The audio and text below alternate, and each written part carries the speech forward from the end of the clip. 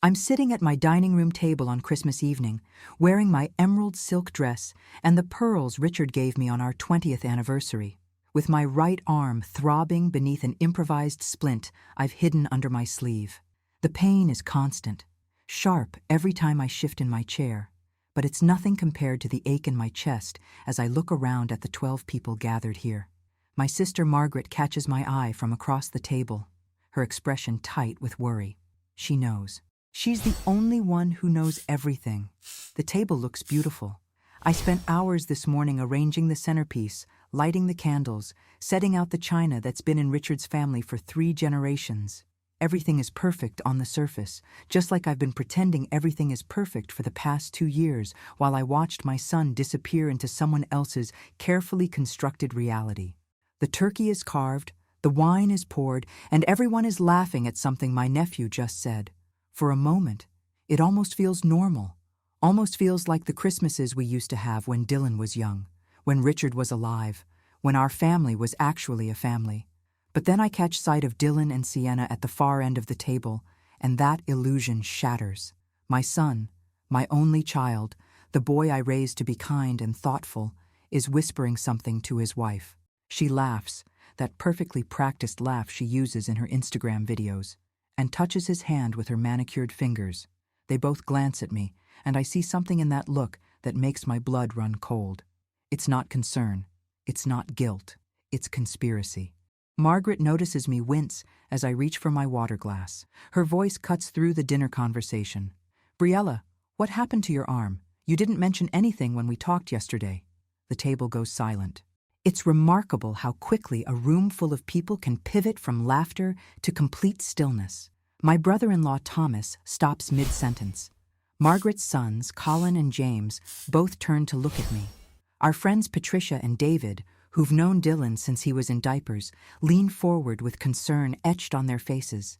Even the Hendersons, who I only invited to fill out the table, are staring. Everyone except Dylan and Sienna. They exchange a look, a split second of communication that I've learned to recognize over these past 2 years. It's the look that says they've already coordinated their story, already decided how this will play out. I could lie. God knows I've gotten good at lying over the past few years, making excuses for canceled lunches and unreturned calls, pretending not to notice when Dylan repeats things Sienna has clearly told him to say. I could tell them I tripped, I fell, I bumped into something. I could maintain the peace one more time, swallow my pain one more time, protect my son from the consequences of his choices one more time. But I'm done protecting people who don't protect me. "You're going to find out," I say quietly. The words come out as barely more than a whisper, but in the silence of that dining room, they land like stones dropping into still water. Margaret's eyes widen. She knows what's coming. We planned this together, rehearsed it, but now that the moment is actually here, I can see her terror that I might back down. She shouldn't worry. I've spent 3 days preparing for this moment. 3 days since my son's wife put her hands on me and fractured my arm. 3 days of documenting, planning, and deciding that my dignity matters more than the illusion of family harmony. That's when Dylan smiles. Not a nervous smile. Not an embarrassed smile. A smile of pure casual cruelty that I've never seen on my son's face before. Or maybe I have, and I've just been refusing to acknowledge it. She was being annoying, and my wife taught her a lesson. The words hang in the air. I watch them register on the faces around the table. Patricia's hand flies to her mouth. David's face goes red. Thomas starts to stand up, his chair scraping against the hardwood floor. Margaret is already on her feet, her voice sharp with outrage. "What did you just say?" But I'm watching Dylan. I'm watching the way he sits back in his chair, completely relaxed, his hand covering Sienna's on the table. I'm watching the way he doesn't seem to register that he's just admitted to something unforgivable. And I'm watching Sienna, who places her other hand over her heart with that perfectly practiced expression of delicate concern she's perfected for her 340,000 Instagram followers. "Dylan, that's not funny," James says from the other end of the table. His voice is uncertain, like he's hoping this is just a terrible joke. "He's just kidding," Sienna says, her voice taking on that breathy, fragile quality she uses when she wants to seem vulnerable. I've heard it 1,000 times. I've watched her deploy it like a weapon whenever someone questions her. Briella had an accident at our apartment a few days ago. She tripped over our coffee table. It was terrible. I've been feeling so guilty about it. She looks around the table with those wide, innocent eyes, and I can see her doing exactly what she's done for 4 years now, building her narrative, constructing her version of reality, waiting to see who will believe her. The doorbell rings. The sound cuts through the tension like a blade. Every head turns toward the front hall. I can see the confusion on their faces, the question nobody's asking out loud. Who rings the doorbell at 7:30 on Christmas evening? I stand up. My legs are steadier than I expected them to be. I've been so nervous all day that I barely ate, convinced I might lose my courage at the last moment. But now that it's actually happening, I feel strangely calm. Maybe it's the adrenaline. Maybe it's the relief of finally choosing myself over the fiction we've been maintaining. I pick up my clutch from where I'd placed it carefully on the credenza behind my chair. Everyone watches as I open it and pull out the small digital recorder I purchased 3 days ago from an electronics store in Stamford. It's silver, about the size of a lipstick, and it cost me $79. The best $79 I've ever spent. What is that? Sienna's voice has changed. The fragility is gone, replaced by something harder, sharper, something closer to the voice I heard 3 days ago right before she shoved me. I don't answer her.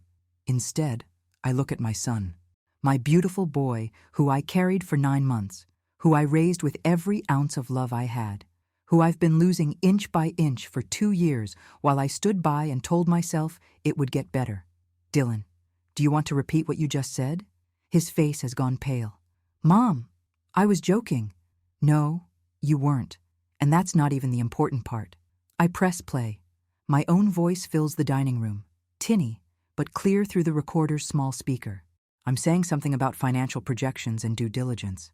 Then Sienna's voice, but not the sweet, breathy version she uses for company. This is different. Lower, harder, uglier. You think you're better than everyone because you sold some little PowerPoint company? You think Dylan needs your permission for anything? He's my husband now, not your little boy. There's a sound that might be me trying to respond, trying to de-escalate. Then another sound, a brief scuffle, and my own voice crying out in pain. The sound is terrible. I remember making it. Remember the moment my arm connected with the marble edge of their coffee table. Remember the wave of nausea that followed.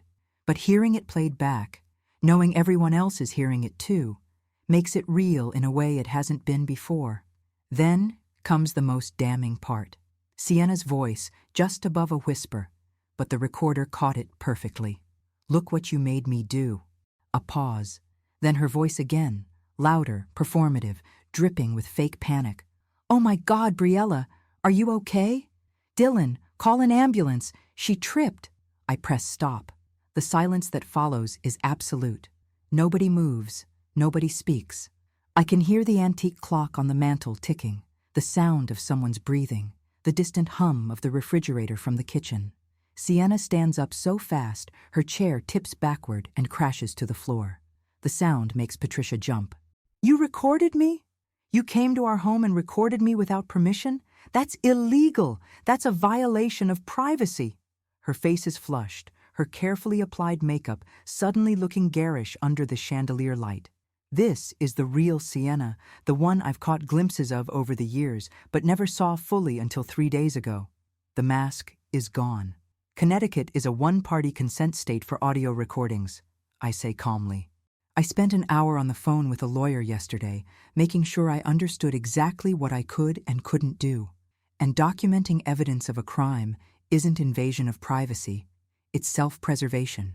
Dylan is staring at me like he's never seen me before. Maybe he hasn't. Maybe the mother he's been seeing for the past 2 years is just as much a fiction as the happy family we've been pretending to be. Mom, you planned this? You came to our apartment to set us up? The hurt in his voice is real, and I feel it like a physical blow. But I've had 3 days to prepare for this. 3 days to remind myself that I didn't break my own arm. I didn't gaslight myself about what happened. I didn't spend the last 2 years systematically isolating myself from my only child. I was invited to discuss an investment opportunity, I say. I was assaulted. I documented what happened because I knew the truth would be distorted. I was right. The doorbell rings again, more insistent this time. 3 sharp chimes that echo through the house. I turn away from the table, from the shocked faces and the overturned chair and my son's expression of betrayal. I walk through the dining room, through the hallway with the family photos that now feel like artifacts from someone else's life, to the front door. My hand is steady as I turn the lock and pull it open. 2 Greenwich police officers stand on my front porch. Officer Mitchell, who's lived in town for 30 years and knew Richard from the Rotary Club, and a younger woman I don't recognize with sharp eyes and a professional expression. "Mrs. Hart?"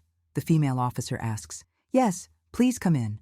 I'm Briella Hart, and I'm the one who filed the report this morning." I step back to let them enter. Behind me, I hear Sienna's voice rising to a pitch I've never heard before, even on the recording. "This is insane. Officers, this is harassment. She's my mother-in-law. She's been targeting me because she doesn't approve of our marriage." The officers walk past me into the dining room. Everyone at the table has frozen in various states of shock and disbelief. Margaret is standing with one hand on Thomas's shoulder, her face pale but determined. Our friends look like they've stumbled into a nightmare that's wearing the skin of a Christmas dinner. Officer Mitchell looks around the room, taking it all in with the practiced eye of someone who's walked into more family disasters than he probably cares to remember. The younger officer has pulled out a small notebook. "Mrs. Hart, you filed a report this morning for assault that allegedly occurred 3 days ago. You stated you have evidence?" The female officer's voice is neutral, professional. "I do." I hold up the recorder. "I have the audio recording of the assault, including my daughter-in-law admitting she caused my injury before lying about what happened. I also have medical documentation from Greenwich Hospital showing a fractured radius, severe bruising, and the attending physician's notes indicating the injury was consistent with my account. And I have photographs taken at the hospital of the injuries."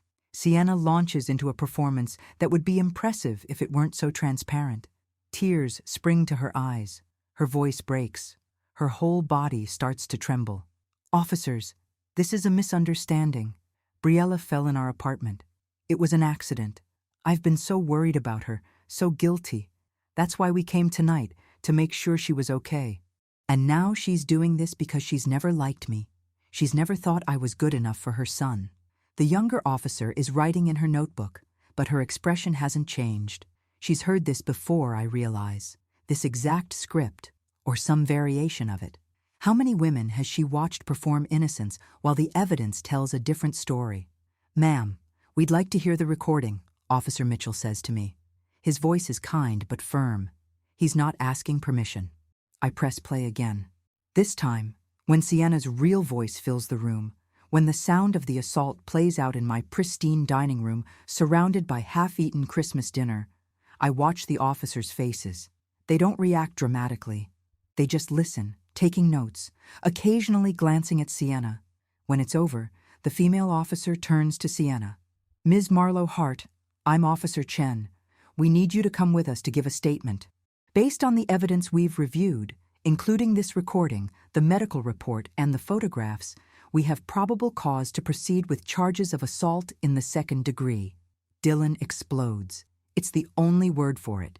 He's on his feet, his face red, his voice louder than I've ever heard it. "You're going to arrest my wife on Christmas because of an accident? Because of a recording that could have been edited, could have been taken out of context?" Officer Chen doesn't flinch. "Sir, the recording aligns with medical evidence and photographic documentation. Your wife is not under arrest at this time. We're asking her to come give a statement." "I'm not going anywhere." Sienna's tears have dried remarkably quickly. Now she's looking around the room like a trapped animal searching for an escape route. "This is entrapment. She baited me. She came to our home and provoked me deliberately so she could record it." "Mrs. Marlowe Hart," Officer Mitchell says, and his voice has lost its kindness. "You can come voluntarily to give your statement, or we can make this more formal. Your choice." Sienna looks at Dylan. For the first time since I've known her, I see real fear in her eyes. Not the performed vulnerability she uses as a tool, but genuine terror that her carefully constructed world is collapsing. "Dylan, do something. Call our lawyer. Call someone." My son looks at me. Our eyes meet across the dining room.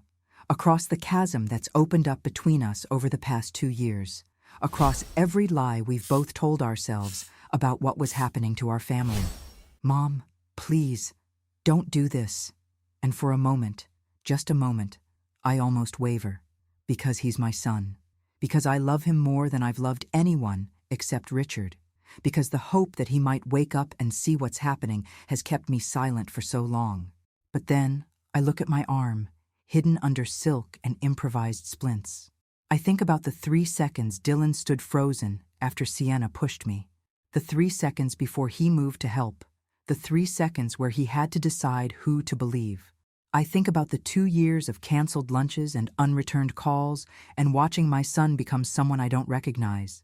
I already did, I say quietly. The moment she put her hands on me, she made this choice. Not me. 3 years ago, my life was completely different. Richard and I were celebrating the sale of our educational technology startup to a major publishing conglomerate for $18 million. We'd spent 23 years building that company from our dining room table, working late nights and early mornings, believing in something when nobody else did. The champagne tasted like vindication and freedom, and all the travel plans we'd been putting off for decades. Richard was 59, I was 54, and we finally had time to actually live. 6 months later, he was gone. A massive heart attack while playing tennis at the country club on a Tuesday morning. No warning signs, no chance to say goodbye. Just a phone call from David Henderson telling me to get to the hospital, and by the time I arrived, Richard was already dead. They said he probably didn't suffer, that it happened too fast.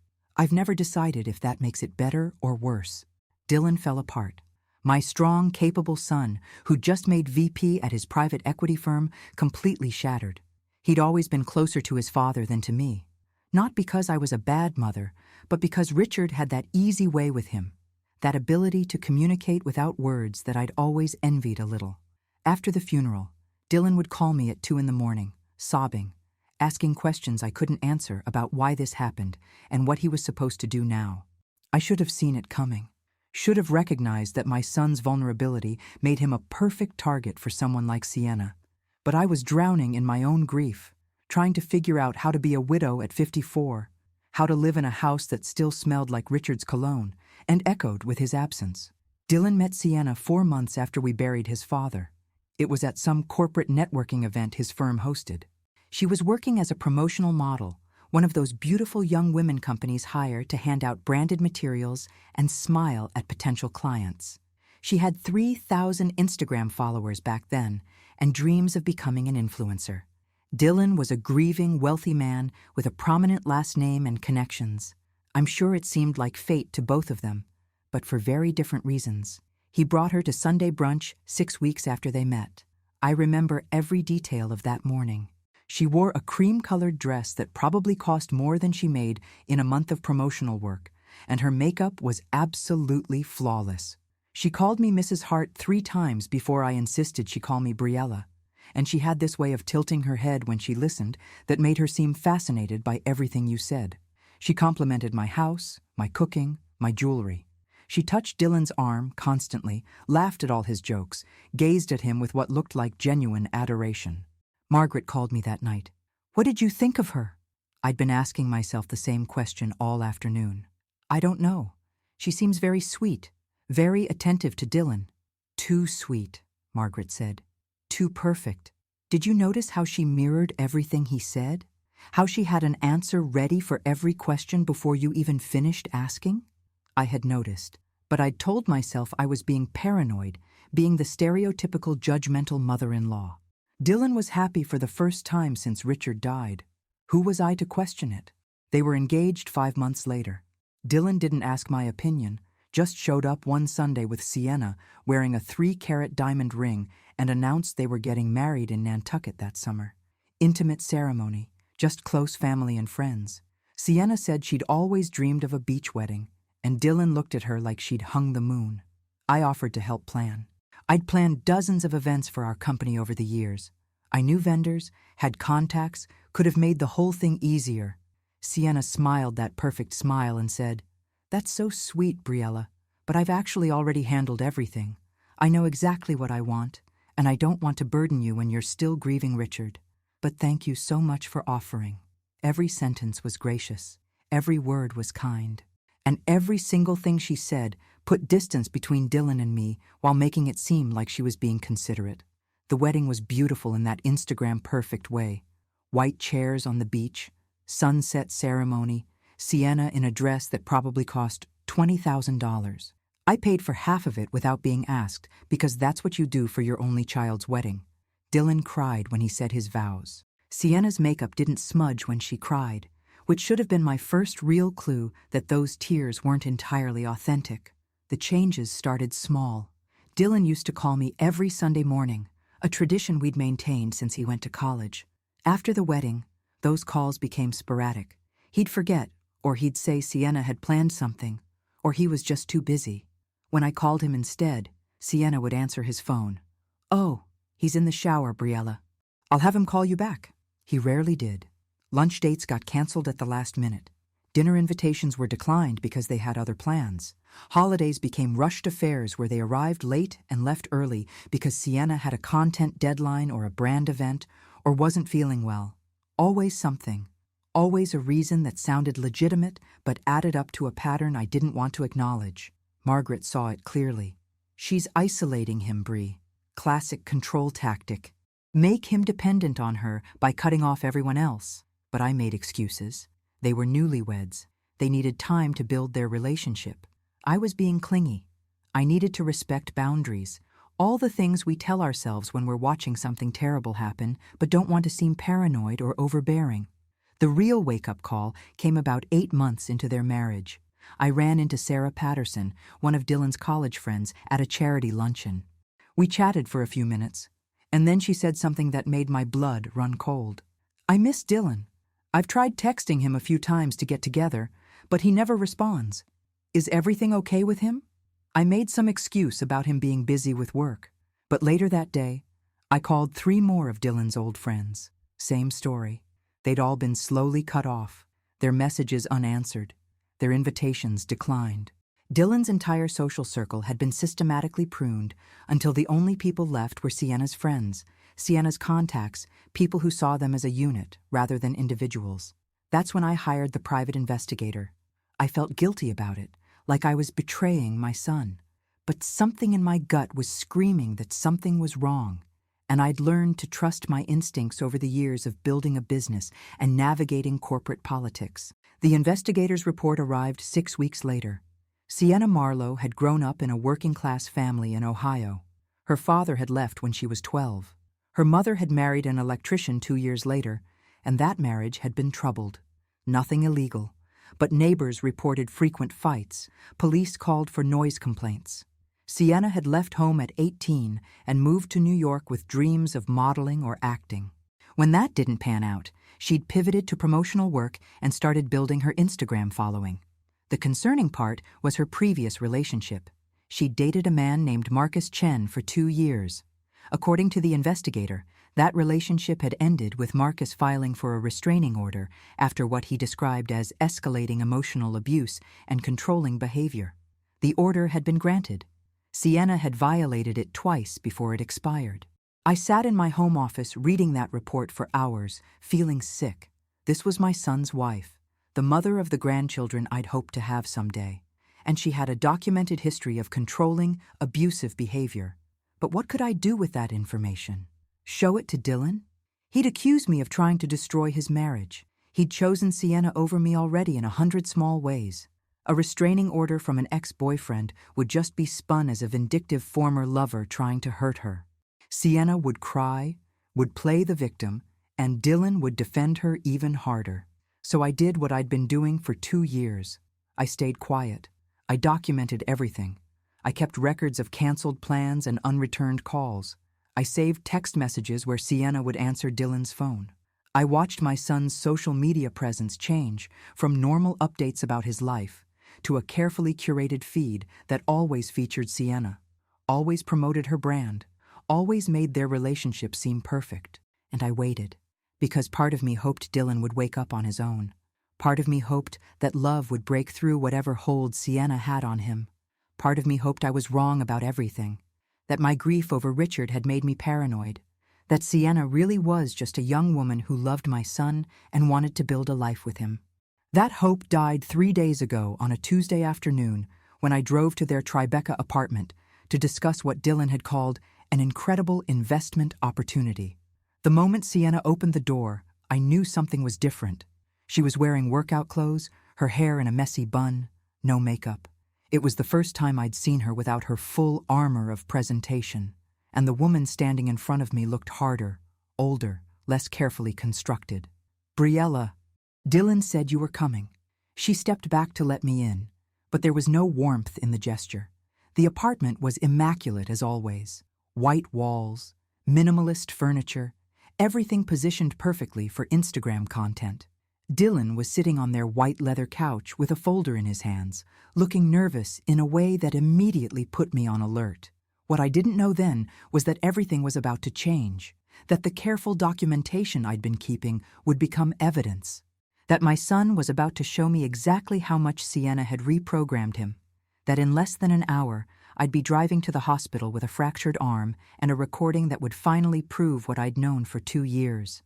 That the time for hoping and waiting and making excuses was over, that I was about to become someone who chose her own safety over the illusion of family peace, and that sometimes the only way to save someone you love is to let them fall far enough that they have no choice but to see the ground rushing up to meet them.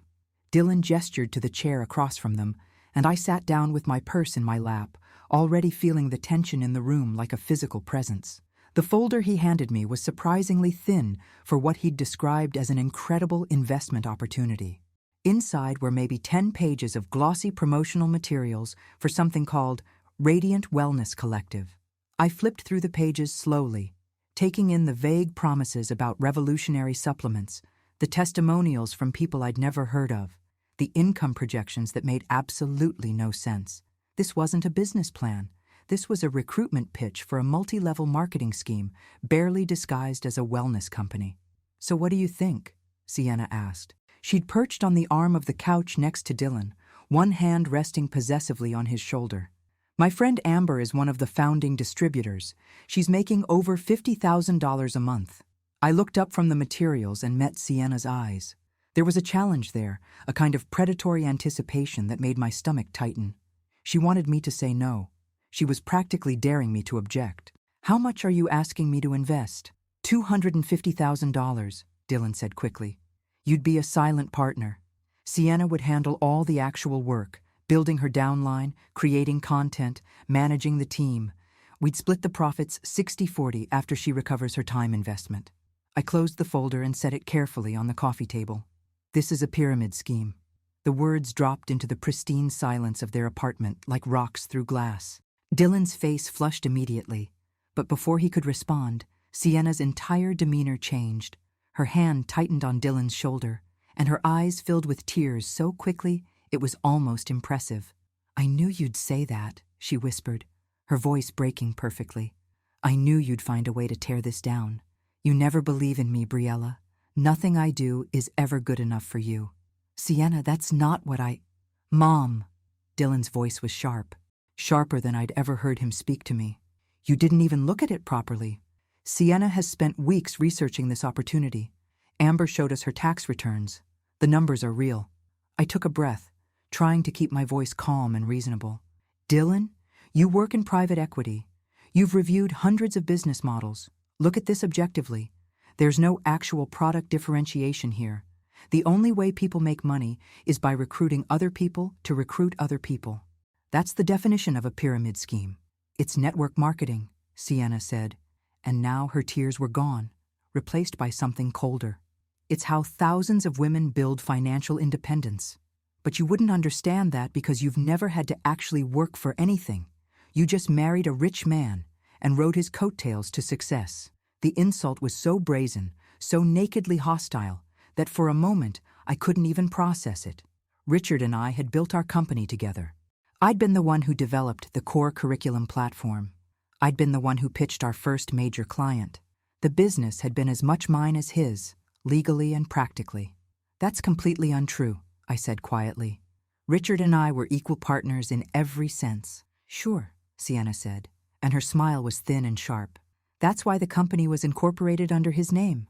It had been incorporated under his name because we'd started it in 1995 when I was still using my maiden name professionally, and it had seemed simpler at the time.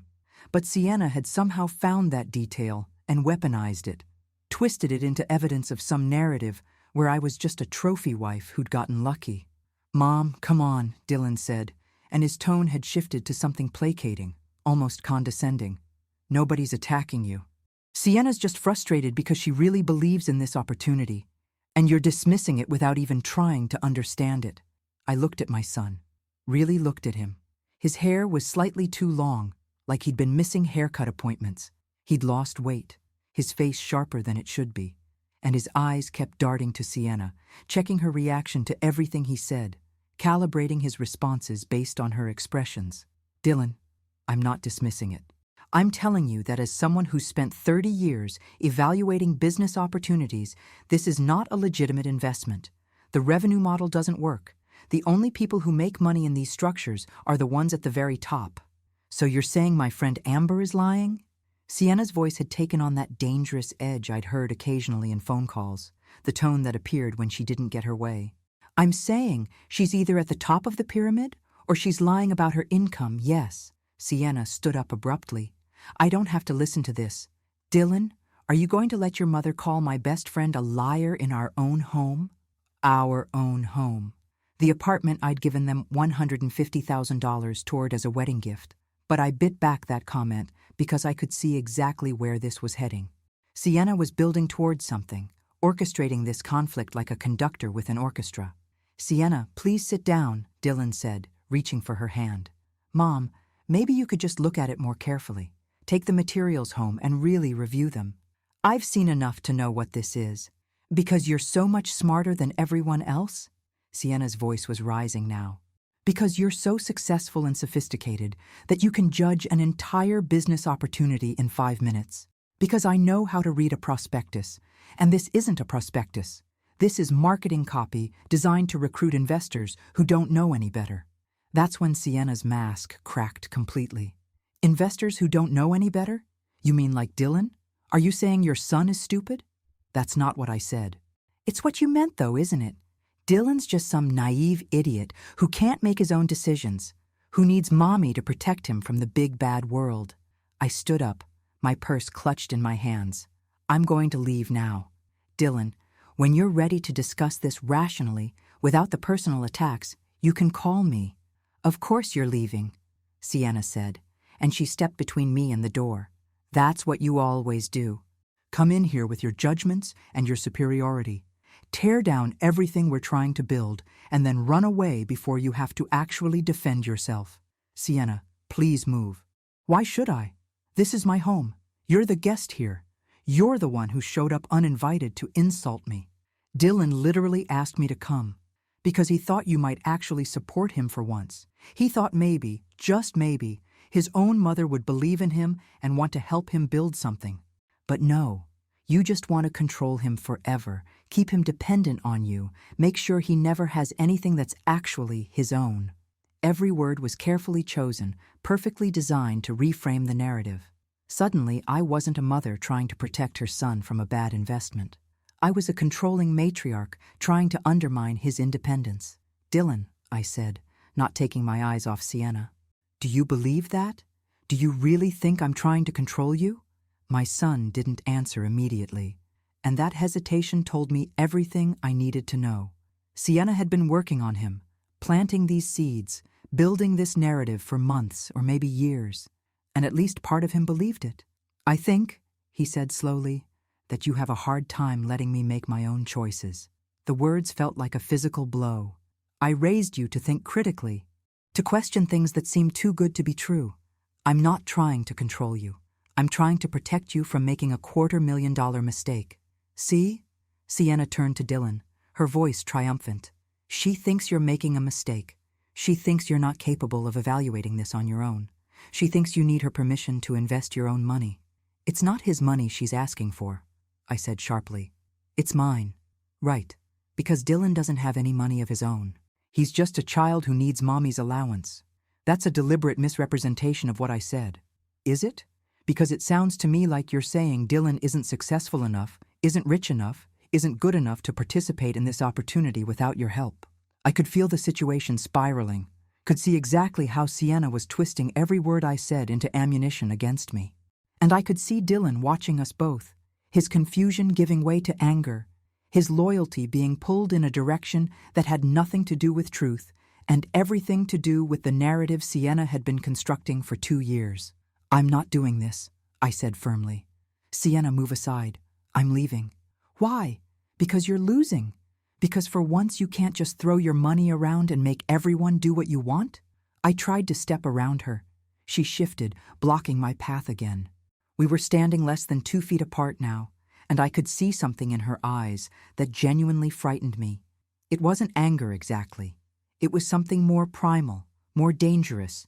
It was the look of someone who'd been waiting for an excuse. "Sienna, I'm asking you nicely. Please let me leave." "Or what? You'll call the police? Tell them your daughter-in-law wouldn't let you leave after you came into her home to insult her?" "I came here because Dylan invited me. I gave my honest opinion about an investment opportunity. I haven't insulted anyone. You called my best friend a liar. I said the business model is fundamentally flawed." "Same thing." "It absolutely is not the same thing." We were talking in circles now, and I realized that was exactly what Sienna wanted. Keep me engaged, keep me arguing, keep me defending myself until I said something she could use or did something she could weaponize. "Dylan," I said, my voice cutting through the increasingly hostile exchange, "I love you. I will always love you.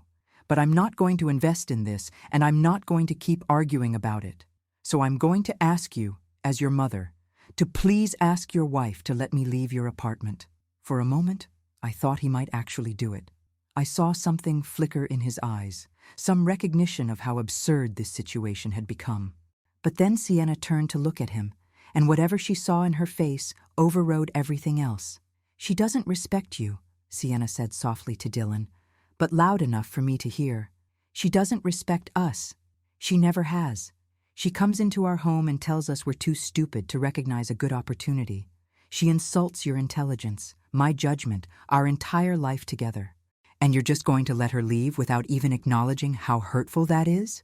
"Mom," Dylan said, and his voice was tight with tension, "maybe you should apologize." I stared at my son in disbelief. "Apologize for what? For having a different opinion about a business investment? For the way you said it? For making Sienna feel stupid? For always acting like you know better than everyone else?" "I do know better than everyone else about this particular topic," I said, and I heard how that sounded even as the words left my mouth. "Dylan, I built a successful company from nothing. I spent 3 decades in business. I'm not being arrogant. I'm using my experience to give you advice you asked for."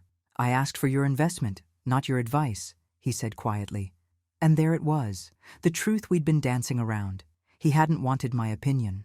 He'd wanted my money, no questions asked, no critical analysis, just blind support for whatever Sienna wanted.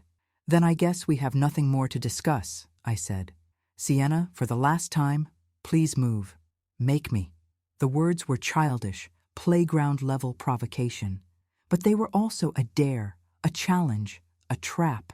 If I tried to physically move her, she'd claim I assaulted her. If I called the police, she'd spin it as a crazy mother-in-law having a breakdown. If I stayed and kept arguing, she'd escalate until something happened that she could use against me later. I pulled my phone from my purse. "I'm going to call Margaret to come pick me up. We can wait in the hallway." "Don't bother," Sienna said. "I'll move. I don't want you in my home anyway." But as she stepped aside, as I moved toward the door with relief flooding through me, she said one more thing. "You know what your problem is, Briella? You think you built something, but really, you just married well and got lucky.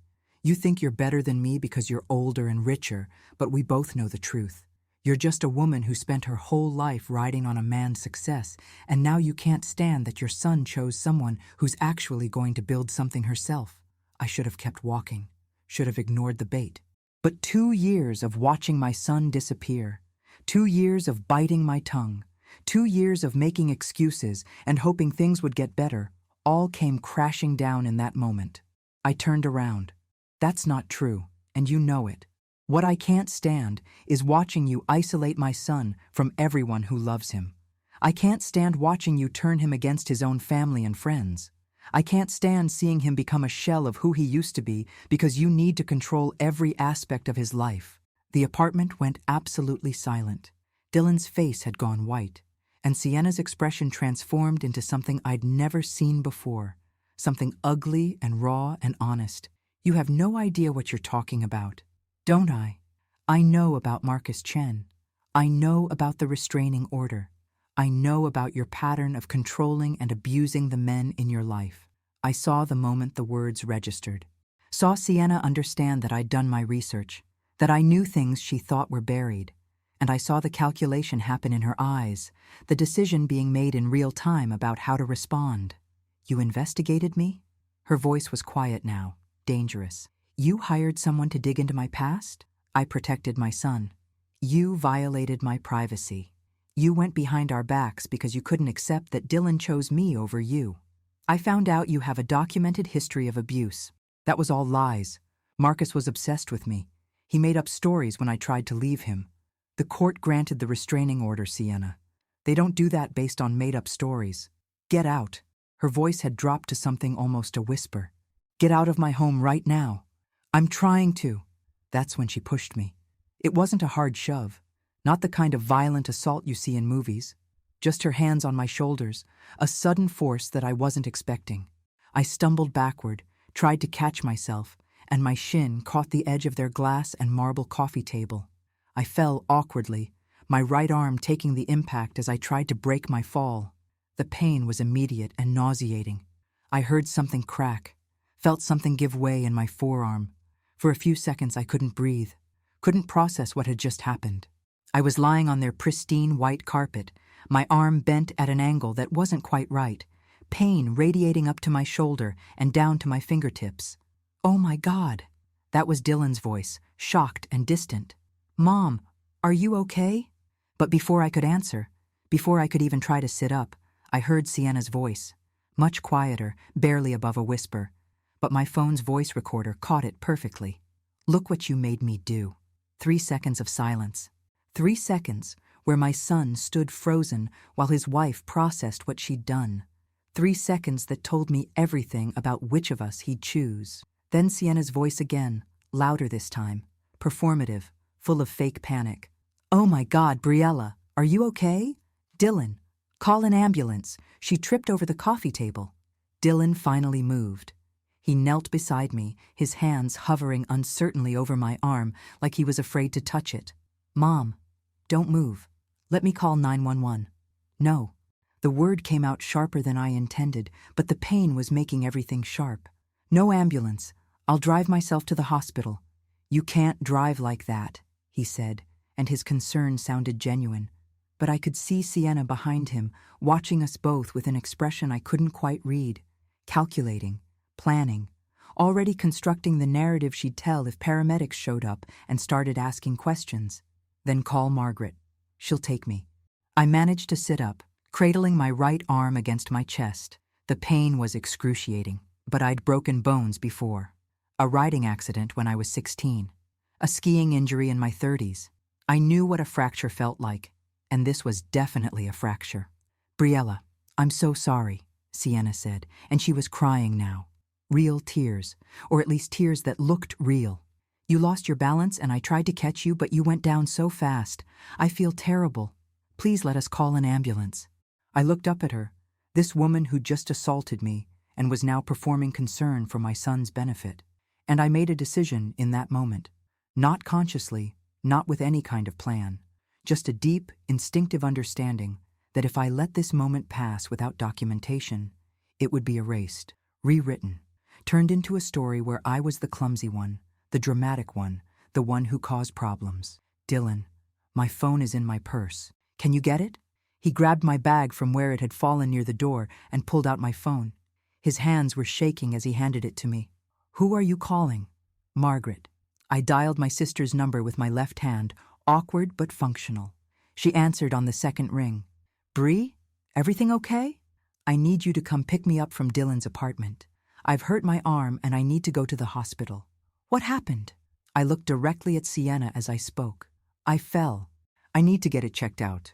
I'll be there in 20 minutes. Traffic's terrible, but I'll come as fast as I can. After I hung up, Dylan tried to help me to the couch, but I waved him off. I'm fine here. I wasn't fine. I was sitting on their carpet with a broken arm, fighting nausea and shock, but I didn't want their help. Didn't want Sienna's hands anywhere near me. Mom, please, Dylan said, and his voice cracked. Let me at least get you some ice or something. I just want to wait for Margaret. Sienna had retreated to the kitchen area, her phone in her hand. I could see her typing furiously, probably messaging someone. Her crisis management team, her friends who'd helped construct the story, or maybe just documenting her version of events before mine could take hold. The three of us sat in horrible silence for what felt like hours, but was probably only 10 minutes. Dylan kept looking between his wife and his mother, confusion and distress written all over his face. Sienna stared at her phone, occasionally glancing at me with an expression I couldn't decipher. And I sat there on their carpet, cradling my arm, feeling something fundamental shift inside me. I'd spent 2 years making excuses, 2 years telling myself things would get better. 2 years believing that if I just gave them space, gave them time, gave them the benefit of every doubt, Dylan would eventually see what was happening and come back to me. But sitting there with my arm broken, listening to the lies Sienna had already started telling, watching my son's paralysis in the face of obvious truth, I understood that waiting wasn't a strategy. Hope wasn't a plan. Love wasn't enough to overcome the systematic manipulation my son had been subjected to. My phone buzzed. A text from Margaret, 5 minutes away. She's almost here, I said. Dylan, can you help me up? He moved quickly, relief flooding his face at having something concrete to do. He helped me stand, his grip careful on my left arm. For just a moment, we were close enough that I could see the conflict in his eyes. Some part of him knew. Some buried piece of the sun I'd raised understood that what Sienna was saying didn't match what had actually happened. But that part was small, and getting smaller by the day. Mom, I'm really sorry this happened, he said quietly. Maybe we can talk about the investment thing another time, when you're feeling better. I almost laughed. Even now, even with my arm broken, he was still pushing Sienna's agenda.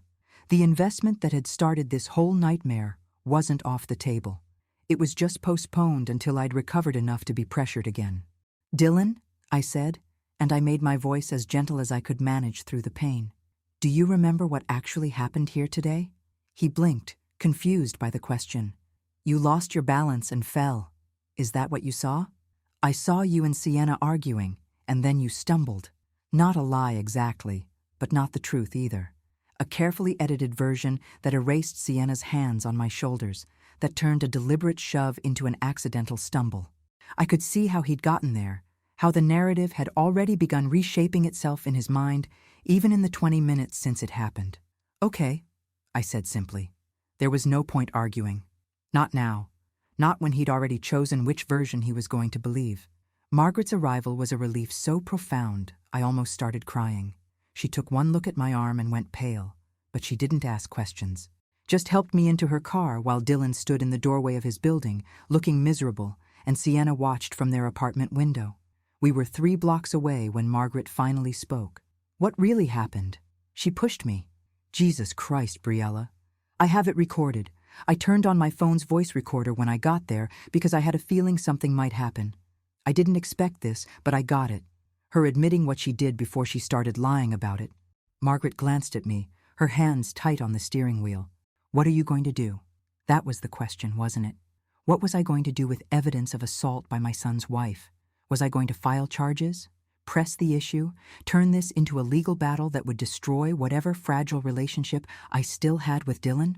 Sitting in Margaret's car with my arm throbbing and Sienna's whispered, "Look what you made me do," still echoing in my ears, I realized I'd already made my choice.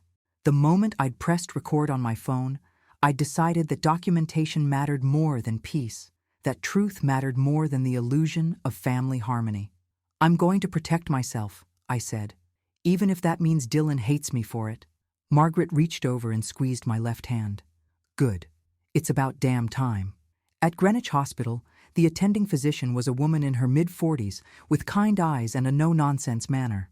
She examined my arm, ordered x-rays, and then asked the question I'd been waiting for. How did this happen? I could have lied. Could have said I tripped, I fell, I was clumsy. Could have protected Sienna one more time, protected Dylan from having to face what his wife had done. Instead, I told the truth. The doctor listened without interrupting, her expression carefully neutral. When I finished, she said, "I'm going to document this as a suspected assault. I'm required to by law.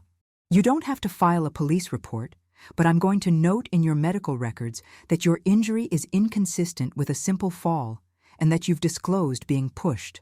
Thank you. I've been doing this for 20 years, she said quietly as she filled out the paperwork. I've seen a lot of family violence. It's brave of you to be honest about what happened.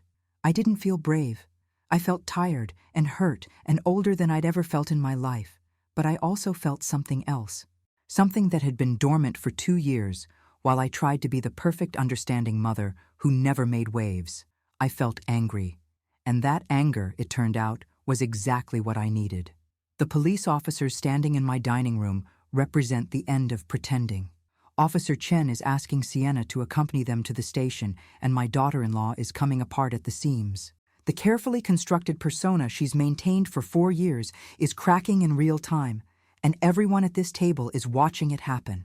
I'm not going anywhere without my lawyer, Sienna says, her voice rising to a pitch I've never heard before. Dylan, call Jonathan. Call him right now. Jonathan Stark is their attorney, a corporate lawyer who handles contracts and business filings. He's not a criminal defense attorney, and the fact that Sienna is calling for him tells me she's panicking, not thinking clearly. Good. Ma'am, you're not under arrest, Officer Chen says again, her patience clearly wearing thin. We're asking you to come give a statement about an incident that occurred 3 days ago. You can absolutely have your attorney present for that. This is harassment, Sienna says, but her voice wavers. She's looking around the table now, at the shocked faces of people who've known Dylan since he was a child, at Margaret who's standing with her arms crossed and an expression that could freeze fire, at our friends who came expecting Christmas dinner and got front row seats to a family implosion. Dylan has his phone out, scrolling frantically. Jonathan's not answering. It's Christmas. He's probably with his family. Then we'll wait, Sienna says. They can't make me go without representation. Actually, we can, Officer Mitchell says, and his voice has lost all its earlier kindness. You can choose to come voluntarily and give a statement with your attorney present tomorrow. Or we can obtain a warrant based on the evidence we already have and make this significantly more complicated for you. Your choice, Mrs. Marlowe Hart. I watch something change in Sienna's face. The defiance crumbles just for a moment, and what's underneath is raw fear. She's built an entire life on the foundation of her Instagram presence, her carefully curated image of the perfect wife and influencer. And that life is collapsing in my dining room on Christmas evening. Fine, she says. I'll come tomorrow, with my lawyer. That's acceptable, Officer Chen says. She pulls out a card and hands it to Sienna. Be at the station by 10 a.m. If you don't show, we will come find you. Sienna takes the card with shaking hands. Officer Chen turns to me. Mrs. Hart, someone will contact you tomorrow about next steps. In the meantime, document any attempts at contact. Don't engage with Mrs. Marlowe Hart directly. I understand. The officers leave, and the silence they leave behind is suffocating. 12 people sitting around a table laden with half-eaten Christmas dinner.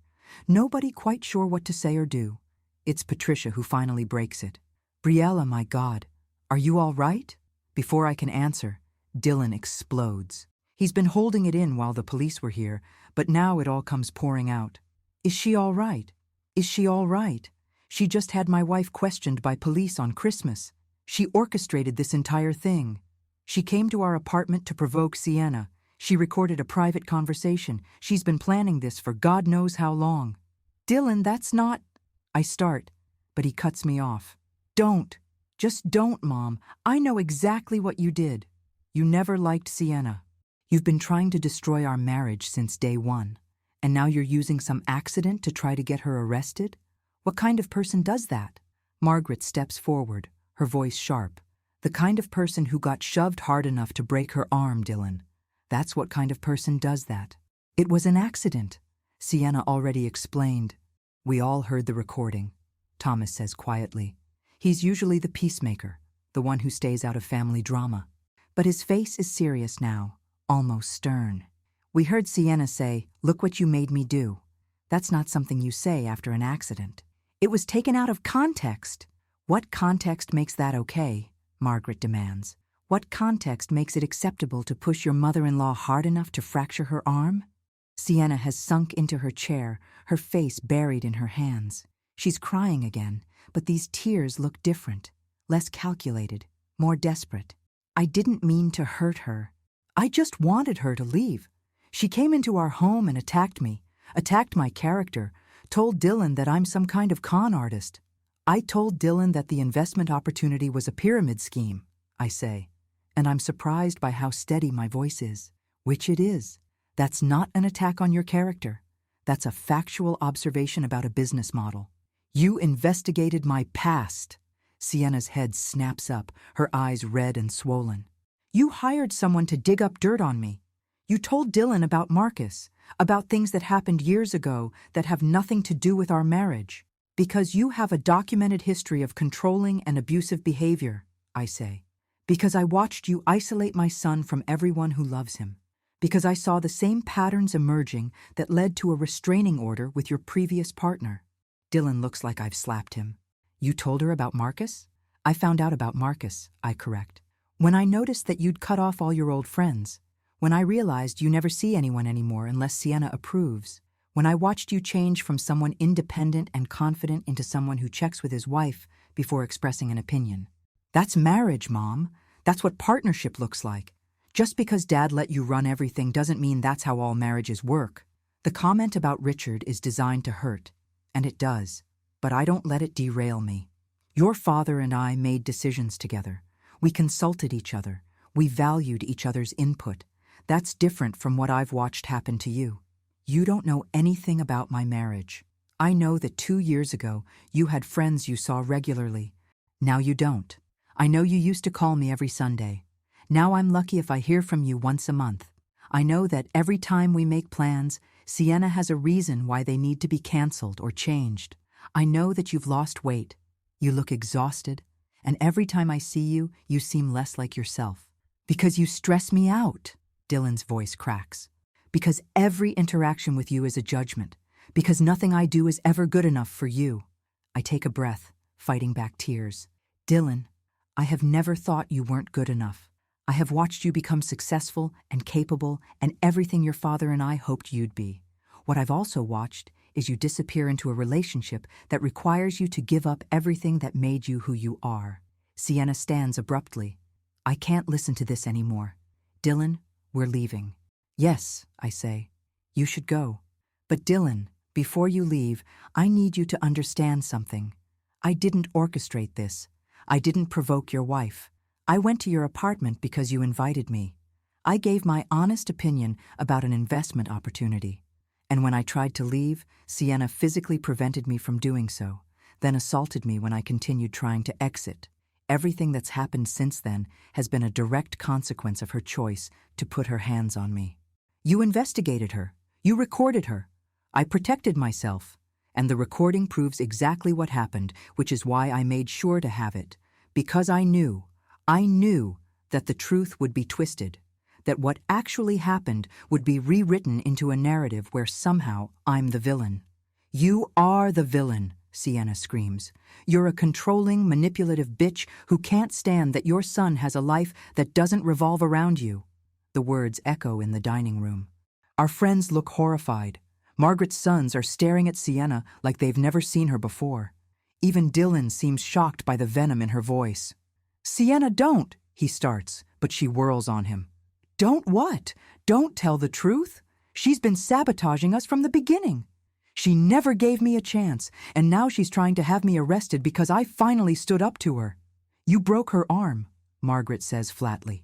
That's not standing up to her, that's assault. It was an accident. Then why did you say, "Look what you made me do"? Thomas asks. That's not something you say after an accident. That's something you say when you've done something deliberately and you're trying to justify it. Sienna's face contorts with rage and fear and something else I can't quite identify. She grabs Dylan's arm. We're leaving, now. If you love me at all, if our marriage means anything to you, we're leaving right now. Dylan looks at me. Really looks at me for the first time since the officers arrived, and I can see the war happening behind his eyes. Part of him, some small buried part, knows that everything I've said is true, knows that the recording doesn't lie, knows that his wife just admitted to being investigated and having a restraining order from a previous relationship without denying any of it. But Sienna has had 2 years to build her fortress in his mind. 2 years to construct a reality where I'm the enemy, where she's the victim, where questioning her is betrayal. I'm sorry, Mom, he says quietly. I can't do this. And he leaves. He walks out of my house on Christmas evening with his wife, who just admitted to assaulting me, who's been summoned to give a statement to the police, who has systematically destroyed every relationship he had that didn't serve her purposes. He chooses her. The door closes behind them, and I hear Margaret make a sound that's half sob, half rage. Patricia comes around the table and wraps her arms around me. David is on his phone, probably texting Dylan, though I doubt he'll respond. Thomas is shaking his head slowly, his face gray. Briella, I'm so sorry, Patricia says. I had no idea. We had no idea it was this bad. Neither did I admit. I mean, I knew it was bad, but I didn't realize how thoroughly she'd gotten into his head until tonight. He'll come around, David says, but his voice lacks conviction. He's your son. He loves you. He just needs time to process everything. I want to believe that. God, I want to believe that. But I heard the tone in Dylan's voice when he apologized. It wasn't the apology of someone who knows they're wrong and needs time to accept it. It was the apology of someone who's sorry they have to hurt you, but has no intention of changing their mind. Margaret starts clearing plates, her movements sharp and angry. I'll say what everyone's thinking. That woman is a psychological abuser, and Dylan is so deep in it he can't see daylight. Margaret, Thomas starts, but she cuts him off. No more being diplomatic. We all just watched her fall apart when confronted with consequences. We all heard that recording. We all saw her try to manipulate the situation and panic when it didn't work. And we all watched Dylan choose to leave with her instead of staying to make sure his mother was all right after being assaulted. Colin, Margaret's older son, has been quiet this whole time. But now he speaks up. Aunt Bree, what happens next? With the police thing? I don't know exactly. They have my statement, the recording, the medical records. Sienna will give her statement tomorrow, probably with a lawyer who'll tell her to say as little as possible. Then the district attorney will decide whether to press charges. Will you have to testify? If it goes to trial, yes. Will Dylan? That question comes from James, Margaret's younger son. He and Dylan used to be close before Sienna systematically ended that relationship too. Probably. He's a witness to what happened. And he'll testify for her, Margaret says bitterly. He'll get up there and lie for her because that's what abuse victims do. They protect their abusers. She's right, and we all know it. If this goes to trial, Dylan will take the stand and swear that it was an accident, that I provoked Sienna, that his wife is the victim in all of this. He'll commit perjury for her because the alternative, admitting that his wife is abusive and that he's been enabling it, is too devastating to accept. I can't think about that right now, I say. My arm is throbbing, my head is pounding, and I'm so tired I can barely stand. Can everyone go home? I love you all, and I'm grateful you were here tonight, but I need to be alone. They understand. There are hugs, promises to call tomorrow, offers of help that I'll probably take them up on. Margaret doesn't want to leave, but I insist. I need space to process everything that just happened. Need silence to sit with the reality that my son chose his abuser over his mother. After everyone leaves, I walk through my house, turning off lights. The dining room table is still set, half-eaten food congealing on expensive china. The turkey I spent hours preparing sits carved but barely touched. The centerpiece I arranged this morning looks absurd now, festive and cheerful in the midst of catastrophe. I should clean up, should put away the leftovers and wash the dishes and restore order. But instead, I sink into Richard's old armchair in the living room and finally let myself cry. I cry for my son, who's so lost he can't find his way back to himself. I cry for the grandchildren I'll probably never have, because there's no way Sienna will allow Dylan to have children with her when she can't even tolerate his relationship with his mother. I cry for Richard, who would know what to do, who always knew how to reach Dylan in ways I never quite mastered. And I cry for myself, for the choice I made to prioritize my own safety over the illusion of peace, for the knowledge that doing the right thing might cost me my relationship with my only child, for the loneliness of being a mother who has to watch her son destroy himself and being powerless to stop it. But underneath the tears, underneath the grief and the fear and the exhaustion, there's something else, relief, because I'm not pretending anymore. I'm not making excuses or hoping things will magically improve or waiting for Dylan to wake up on his own. I've drawn a line, documented the truth, and refused to be gaslit about my own experience. It's not the Christmas I wanted. It's not the outcome I hoped for. But it's real. And after 2 years of living in Sienna's carefully constructed fiction, real feels like something I can finally build on. Sienna didn't show up at the police station the next morning. Her lawyer called at 9:45 requesting an extension, citing emotional distress and the holiday. Officer Chen denied the request. By noon, there was a warrant out for Sienna's arrest for failure to comply with a police summons. She turned herself in at 4 p.m., her lawyer by her side, and spent 2 hours giving a statement that I'm sure painted me as an overbearing mother-in-law who'd orchestrated an elaborate setup. It didn't matter. The evidence was too clear. The recording, the medical documentation, the photographs of my bruising, and the x-rays showing the fracture. Even Sienna's own words on the recording contradicted the accident narrative she was trying to sell. The district attorney charged her with assault in the second degree 3 days later. Dylan called me exactly once during that time, his voice cold and clipped, asking me to drop the charges. I told him I couldn't even if I wanted to. Once the DA decides to prosecute, it's out of my hands. He hung up without saying goodbye. The next 2 months were brutal. Sienna's lawyer tried everything, claiming the recording was inadmissible, arguing I'd provoked the assault, painting me as a vindictive mother-in-law destroying a young woman's life over a family disagreement. None of it worked, but it made the local news. Small articles at first, then larger ones when someone recognized Sienna from her Instagram. Local influencer charged with assaulting mother-in-law. The headlines were sensational and horrible, and Sienna's carefully constructed online empire began collapsing in real time. Her followers turned on her. The brands that had sponsored her dropped their contracts. Someone found Marcus Chen and got him to go on record about his relationship with Sienna, about the restraining order, about the patterns of control and manipulation that had ended with him genuinely fearing for his safety. The internet is unforgiving, and Sienna discovered that the same platform she'd used to build her influence could destroy it just as quickly.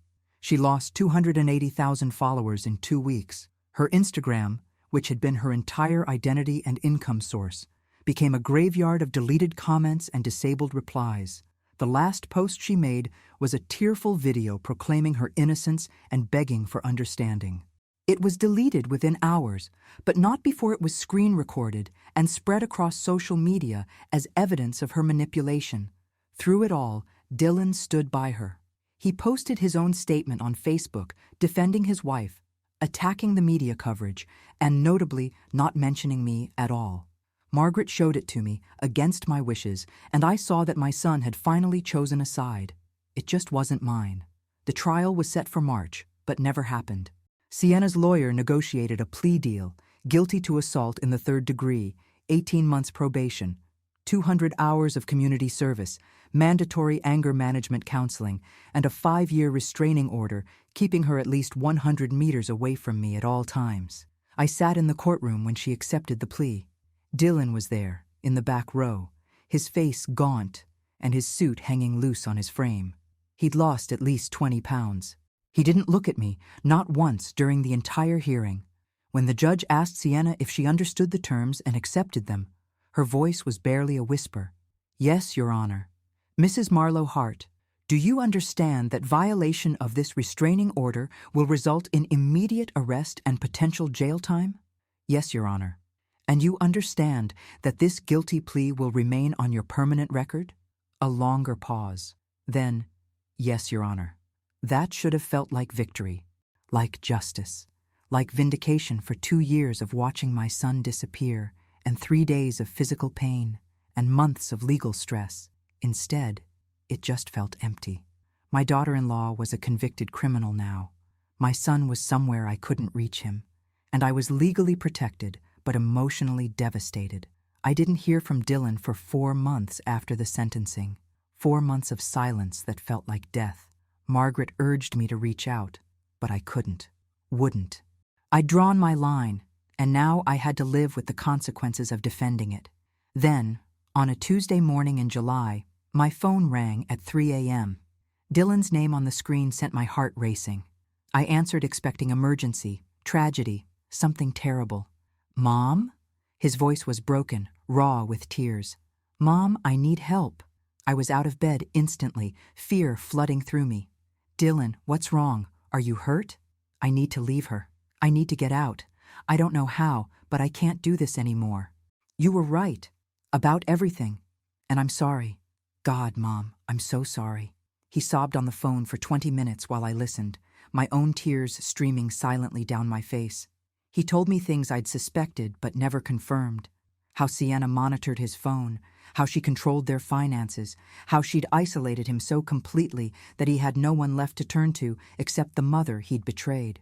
He told me about the escalation after her conviction, how she blamed him for not defending her hard enough, how the loss of her Instagram empire had made her desperate and cruel. He told me he was scared of her, and that admission, hearing my son say those words out loud, broke something in me that I hadn't even known was still intact. I called Margaret. She called Thomas.